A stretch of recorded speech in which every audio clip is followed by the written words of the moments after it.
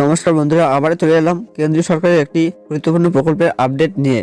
এই প্রকল্পটির নাম হলো PMEGP প্রকল্প, যার মাধ্যমে আপনি যদি ক্ষুদ্র মাঝারি ব্যবসা করে থাকেন তাহলে আপনাকে এই প্রকল্পটি খুব সাহায্য করবে। এই প্রকল্পের মাধ্যমে আপনি 2 থেকে 10 লাখ পর্যন্ত নিতে পারেন।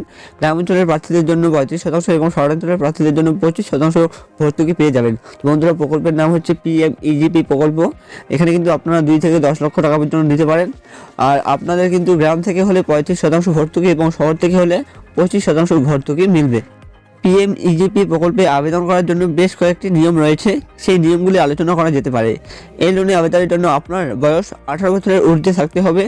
যে ব্যক্তি এই প্রকল্পের সুবিধা নিতে চায় তার একটি ব্যবসা থাকতে হবে, বা প্রকল্পের টাকা নেওয়ার সময় আপনাকে একটি ব্যবসা দেখাতে হবে। যদি আপনি এই প্রকল্পের মাধ্যমে 5 লক্ষ থেকে 10 লক্ষর মধ্যে নিতে চান তাহলে আপনার ন্যূনতম শিক্ষাগত যোগ্যতা 8ম শ্রেণী পাস থাকতে হবে। আপনি যদি অন্য কোনো রাজ্য অথবা কেন্দ্র সরকারের ভর্তুকি পেয়ে থাকেন তাহলে আপনি এই প্রকল্পের আবেদনের জন্য যোগ্য নয়।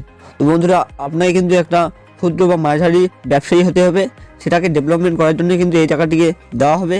তো এখানে কিন্তু আপনি যদি 5 লক্ষের অধিক টাকা নিতে চান তাহলে কিন্তু আপনার শিক্ষাগত যোগ্যতা 8ম শ্রেণী পাস থাকতে হবে, এবং আপনি যদি কেন্দ্র অথবা রাজ্য সরকারের কোনোরূপ ভর্তুকি পেয়ে থাকেন তাহলে কিন্তু আপনাকে এই টাকাটিকে দেওয়া হবে না।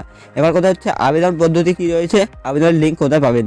তো বন্ধুরা, আপনার ডেসক্রিপশনে গিয়ে লিঙ্ক পেয়ে যাবেন এবং সেখান থেকে গিয়ে আবেদন করতে পারবেন।